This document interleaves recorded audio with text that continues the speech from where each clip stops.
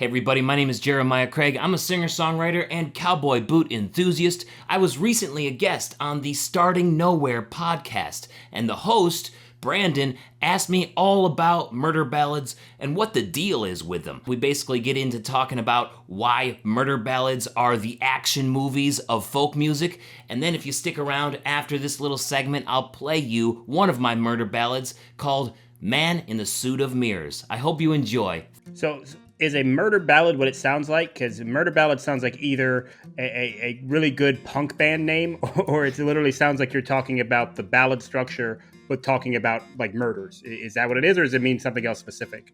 No, that's exactly what it is. It's a story about a murder, and it was a really popular form of folk ballad for years. It is barely anywhere now. Like, nobody is writing new murder ballads except for maybe Coulter Wall and maybe a few other folks, but the murder ballad is a really interesting song form in that you are basically telling the story of a violent crime taking place, whether that's for good or for bad. Most times in murder ballads, it's a male committing the crime and then feeling regretful at the end. Like, historically, that's what a murder ballad is. Stacko Lee is a murder ballad about a guy who gets angry because somebody stole his Stetson hat, and then he kills that guy for stealing his Stetson hat. He gets arrested, goes to jail, then regrets it all because he's about to be hanged for his crimes. Same thing with Down in the Willow Garden, which is about a guy who kills the woman who he's courting because his father said it was a good idea in order to get all of her family's money, but it didn't end up working out for him, and he gets hanged too, and eventually he regrets it. So it's like this common thing in murder ballads of old where the main character kills and then regrets. I don't always write murder ballads in that way. A lot of times it's just the way that it is, like some sociopath or psychopath does their thing and somebody dies. Or I like to sort of turn the traditional murder ballad on its head a little bit, since the woman has pretty much always been the victim in the song. I wrote a song about a woman who is the murderer and doesn't regret it at the end, just sort of always pursuing respect in the song and never getting it, so she never regrets taking lives in the song. And I wrote that way back in 2011, so that's an older song now, but I sort of like messing around with the murder ballad structure because I don't feel like it's used enough and in a way that hasn't been used historically. So when you're talking about these murder ballad songs, in your opinion, are they meant to be kind of allegories, where they represent a message that you're supposed to get out of it, some kind of theme or whatever, or do you think they're supposed to be more literal translations? Like, what do you think that the fascination with them is? I definitely think they used to be more of an allegory, maybe something where somebody could learn a lesson, like, hey kid, murdering people is bad. Here's a song about how you will regret it. But now we pretty much all know that, right? Like, we don't need to sing songs and tell tales to our kids telling them not to kill other people. So now it's more of just like a movie. You're just listening to a story unravel before you. You can sort of imagine it play out in your head, just like any true crime podcast or some random television show. It's just the same thing except in music. And that's what's so special about it now, is that a lot of people think that it might be a little bit strange, but they're watching these things on the big screen or listening to them on podcasts anyways, so why not have music to it at the same time? Which is basically what I love about it. And that's one of the things that fascinates me about how people interpret different mediums. You know what I mean? Like, 'cause to your point, watching a murder show, whether it's Dateline or whatever it is one thing, but then listening to a song is another, but then reading a story is another, and people interpret the way those things go together very differently. And a great example of that is the controversy that a lot of music gets into for its influence on children, right?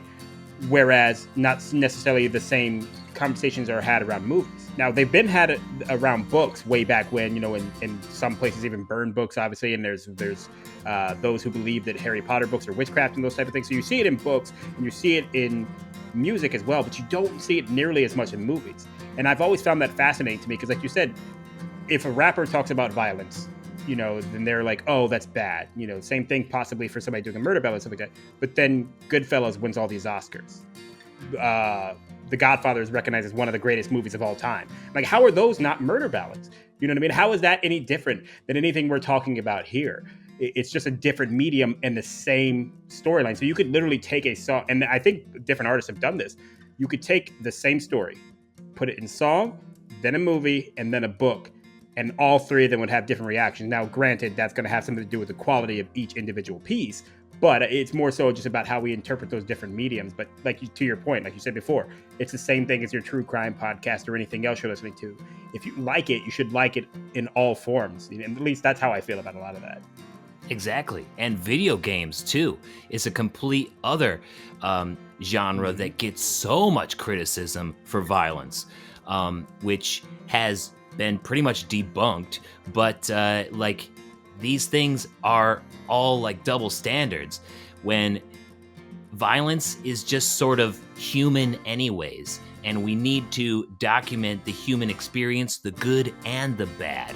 So I feel like it's important to tell the stories with every form of art that we have available to us as a species, and music is one of them. So if somebody wants to tell a story with violence that's music related, I'm all for it. Like, I got nothing against it in any genre.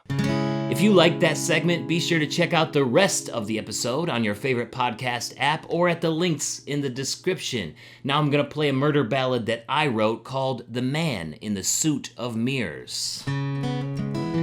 This is about a con artist who steals all of the money out of a rich man's mattress and kills that rich man's wife in the process.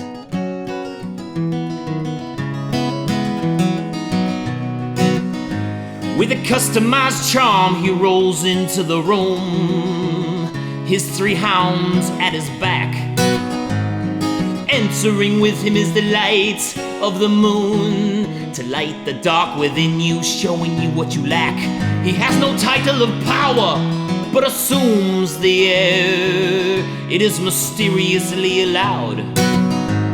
It is his suit that makes him familiar to you, yes, and it brings your guard down. And now, tell your mother to take you back home. Tell your mother my fears.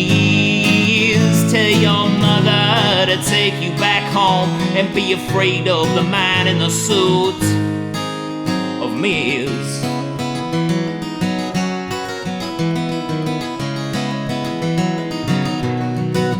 There was an old country ball in the Smithson barn.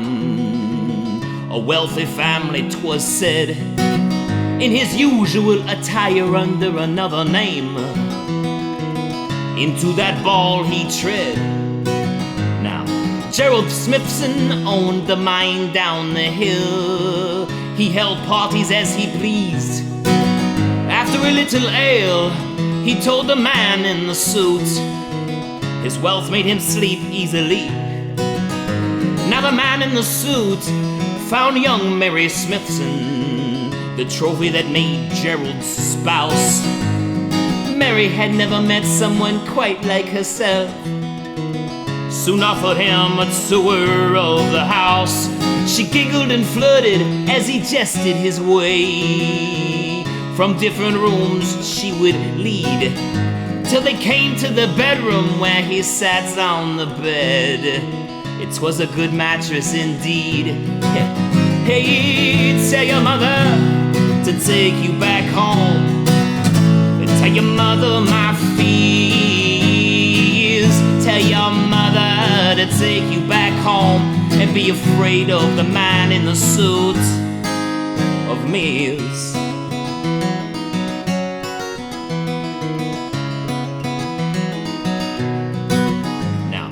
Gerald Smithson went looking for his wife in dire need of a waltz.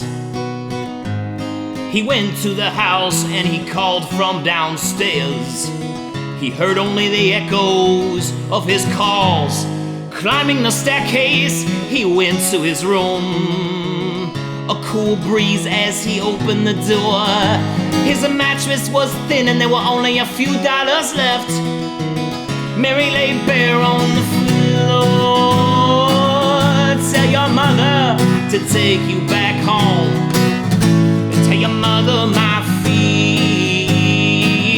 Tell your mother to take you back home.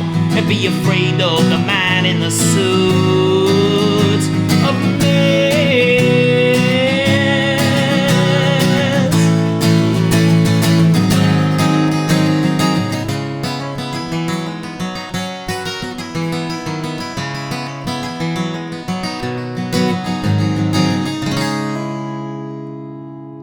That was Man in the Suit of Mirrors. You can hear that on my 2011 album, Gardener Hands. Don't forget to check out Starting Nowhere podcast. You can subscribe to his channel here, and don't forget to subscribe to mine if you haven't yet.